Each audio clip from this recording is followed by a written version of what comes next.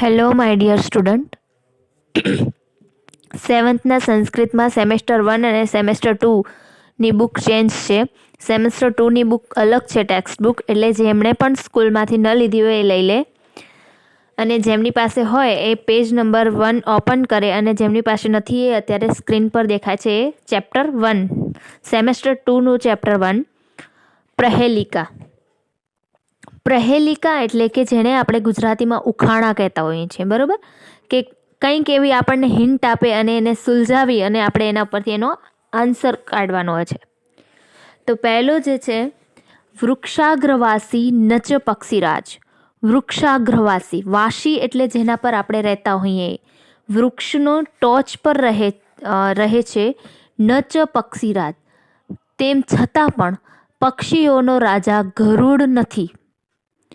ત્રિનેત્રધારી નચ શૂલપાણી, એની 3 આંખો છે છતાં પણ શૂલપાણી, શૂલપાણી એટલે ત્રિશૂળ ધારણ કરનાર શંકર ભગવાન હોય ને એ, છતાં પણ તે ત્રિશૂળ ધારણ કરનાર શંકર ભગવાન નથી.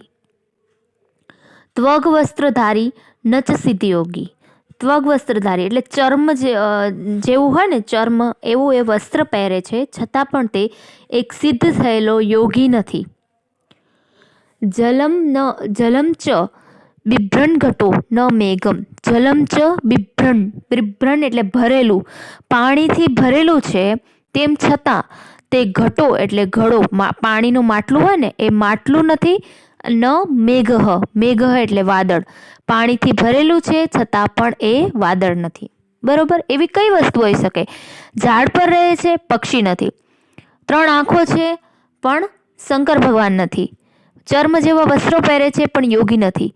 અને પાણીથી ભરેલો છે પણ ગળો નથી, કે નથી વાદળ. આન્સર શું આવશે? નારિકેલમ. નારિકેલમ, નારિકેલમ એટલે નાળિયેર. બરોબર, કે નારિયેળ ક્યાં રહે છે? વૃક્ષની ટોચ પર રહે છે. બરોબર. પછી 3 આંખો હોય એની. આ જો તમને દેખાય, આ જે હોય ને 3 નિશાન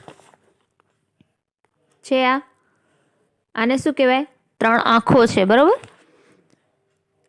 પછી આ વસ્ત્ર ચર્મ જેવા, બરોબર, એનું ચર્મ જેવું ઉપર આવું લૂછડા જેવું, એટલે, અને તે પાણી એના અંદર, નારિયેળની અંદર પાણી હોય ને, ખોલીએ એટલે પાણી નીકળે, એટલે પાણીથી ભરેલું છે.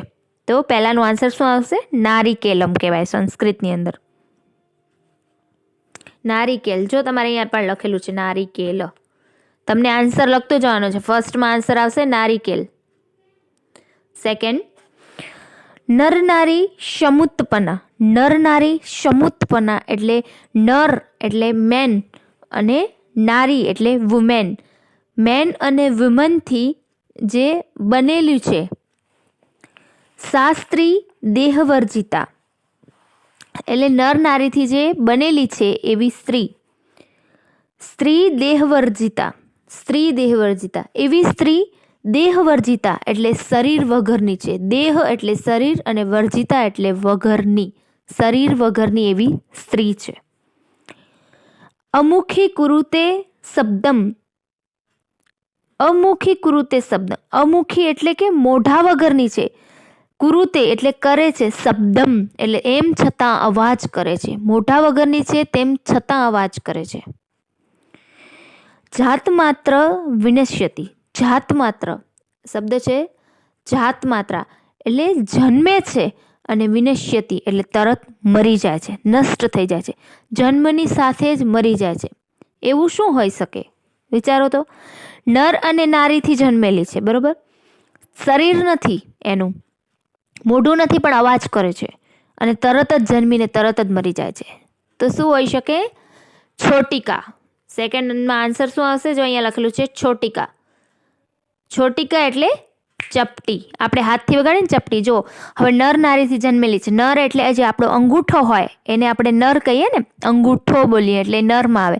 અને આંગળીઓ વચ્ચેની એ બંનેથી આમ આમ એનાથી વગાડી શકે ને ચપટી, અંગૂઠાથી ને આંગળીથી, એટલે નર અને નારીથી જન્મી છે. બરોબર. પછી શરીર નથી પણ સ્ત્રી છે. પછી એનું મોઢું નથી એમ છતાં ચપટી અવાજ કરે ને એ રીતે એ અવાજ કરે છે, અને આમ વગાડીએ ને તરત પૂરી થઈ જાય, એટલે જન્મોની સાથે જ તે મૃત્યુ પામે છે. બરોબર. થર્ડ વન, કૃષ્ણમુખી ન માંજરી, કૃષ્ણમુખી એટલે કાળા મુખવાળી છે પણ માંજારી, માંજારી એટલે બિલાડી, કેટ નથી. દી જીવા નચ સર્પિણી, દી જીવા, દી એટલે બે, જીવા એટલે જીભ, બે જીભ છે છતાં સર્પિણી એટલે સાપ નથી. પંચમ ભત્રી ન પાંચાલી, યો જાનતી સ પંડિત, પંચમ ભત્રી એટલે 5 પતિવાળી છે પણ દ્રૌપદી નથી. પંચમ ભત્રી એટલે 5 પતિવાળી છે પણ પાંચાલી, પાંચાલી એટલે 5, પંચમ ભત્રી એટલે 5 પતિવાળી છે એમ છતાં તે દ્રૌપદી નથી. યો જાનતી સ પંડિત, જાનતી એટલે બધા એને ઓળખે છે, જાનતી એટલે ઓળખવું, શેનાથી? પંડિત તરીકે. પંડિત એટલે જે આપણે કહીએ ને લખી જેનું જ્ઞાન સાથે કંઈ રિલેશન હોય ને આપણે પંડિત કહેતા હોઈએ. તો શું આવી શકે? લેખની. આન્સર શું આવે? લેખની. લેખની એટલે કલમ, આપણી જેને બોલપેન કહેતા હોઈએ, કલમ જે લખતા હોય જેનાથી એ. કારણ કે કૃષ્ણમુખીને માંજરે એટલે એનો કલમનો મુખ કાળો હોય એટલે તેમ છતાં એ કૃષ્ણથી, કલમ ના આવે પહેલાંના સમય ખડિયાથી આમ લખતા કલમથી એ એમ, પણ એ બિલાડી નથી. દી જીવા એટલે એનું આગળનું જે ઓલું હોય ને ટોચ, ચાંચ, શું કે અહીંયા આપણે એને પોઈન્ટ, એ પોઈન્ટ આપણને 2 મોઢાવાળું લાગે એટલે એ 2 મોઢા છે છતાં સાપ નથી. અને 5 આંગળીથી આપણે, 5 હાથ આંગળીવાળો હાથ છે એનાથી આપણે એને પકડીએ છીએ એટલે 5 પત્તીઓવાળી એ રીતે કીધું છે. અને પંડિત તરીકે જણાય એટલે જેનું જ્ઞાન સાથે રિલેશન છે. 4th વન, દંતેહીન ક્ષિલાભક્ષી, દંતેહીન, દંતેહીન એટલે દાંત વગરનું છે. જો દંતેહીન શિલાભક્ષી, દાંત વગરનું છે છતાં પથ્થર ખાય છે. નિર્જીવો બહુભાષક, નિર્જીવો એટલે જેનામાં જીવ નથી એવો છતાં પણ બહુભાષક એટલે બહુ બોલે છે, બહુ અવાજ કરે છે. ગુણસ્યુતો સમૃદ્ધોડપી, ગુણસ્યુતો એટલે ગુણની દોરીથી વીંટળાયેલું છે, સમૃદ્ધોડપી. પરપાદેન ગચ્છતી, પરપાદેન એટલે કે બીજાના પગથી ચાલે છે. બરોબર. હવે આ શું હોઈ શકે આન્સર? તો પાદરક્ષક કહેવાય એને. શું કહેવાય? આરો આન્સર 4th વન આવે ને જે પાદરક્ષ લખેલું છે, જો આ રીતે પાદરક્ષ. પાદરક્ષ એટલે આપણા જે શૂઝ, બૂટ જેને કહીએ, કે દંતેહીન એટલે એના દાંત નથી છે તેમ છતાં પણ તે પથ્થર ખાય, એટલે આપણે ચાલીએ એટલે પથ્થર આવી જાય ને આપણી બૂટની અંદર ફસાઈ જાય ને એ. પછી નિર્જીવો બહુભાષક એટલે બૂટની અંદર જીવ નથી છતાં ચાલીએ ત્યારે ખબર છે અવાજ આવે, ફટ ફટ એવી રીતના. ગુણસ્યુત સમૃદ્ધોડપી એને દોરી હોય એમાં બૂટમાં બાંધવાની, ખબર શૂઝમાં આપણે દોરી બાંધીએ એ. પરપાદેન ગચ્છતી, પરપાદેન એટલે બીજાના પગથી ચાલે, એટલે આપણે બૂટને પહેરીએ ત્યારે જ બૂટથી ચાલી શકીએ ને, એટલે આપણા પગથી ચાલતી હોય છે. બરાબર. હવે લાસ્ટ વન, હવે લાસ્ટ વન જે છે એ એક અલગ ટાઈપનું છે, એનામાં ક્વેશ્ચન પૂછેલા છે 3. પહેલો ક્વેશ્ચન છે કસ્તુરી જાયતે કસ્માત, એટલે કસ્તુરી જે છે એ જાયતે એટલે જન્મવું, ઉત્પન્ન થવું, કસ્માત એટલે શામાંથી, કસ્તુરી શામાંથી ઉત્પન્ન થાય છે? પહેલો પ્રશ્ન એ યાદ રાખજો.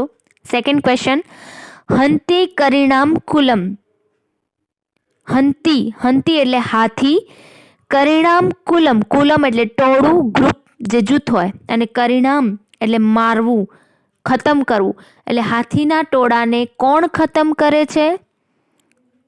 Second question.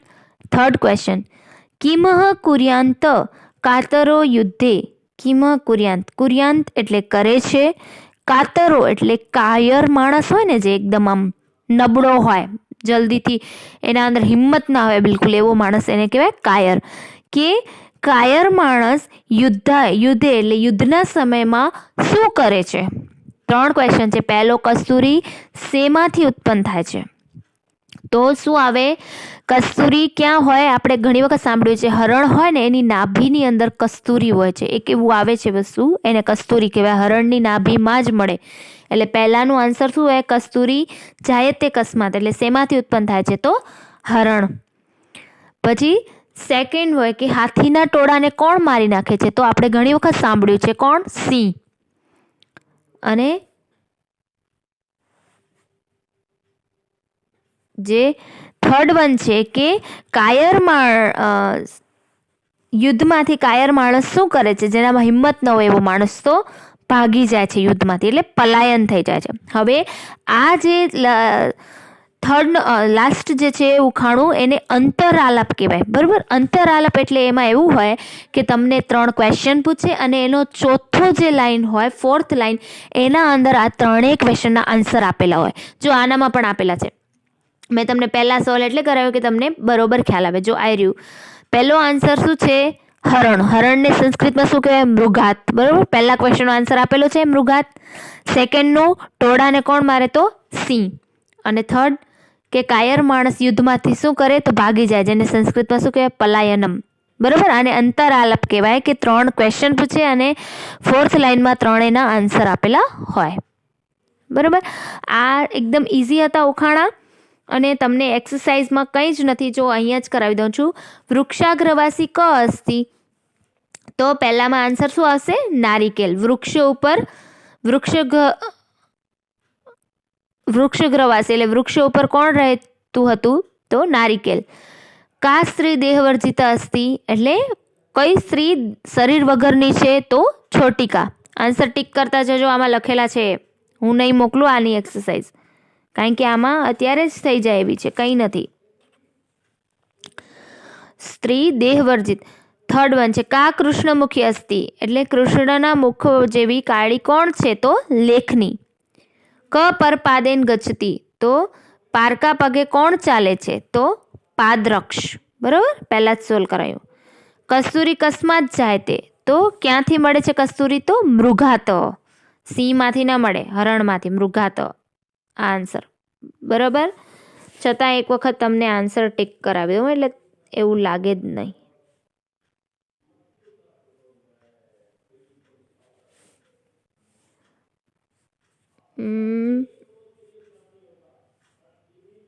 આનું ઓપ્શન નથી મળતું. બરાબર? આનામાં સમજાઈ ગયું? ફરી કહું છું. ફર્સ્ટમાં નારિકેલ, સેકન્ડમાં છોટિકા, થર્ડમાં લેખની, ફોર્થમાં પાદરક્ષ અને ફિફ્થમાં મૃગાત. જો કોઈને ના સમજાય તો મને પર્સનલી પૂછી શકો છો. હવે પેજ નંબર 2 ઉપર કંઈ વાંધો નહીં, કોઈકની પાસે ટેક્સ્ટ બુક નહીં હોય ને? હા, સોરી, ભૂલી ગઈ. કાંઈ વાંધો નહીં, હું તમને એક્સરસાઇઝ સેન્ડ કરી દઈશ. ઓકે? અને એ સિવાય આમાં કંઈ ડાઉટ હોય તો કહી દેજો. Thank you.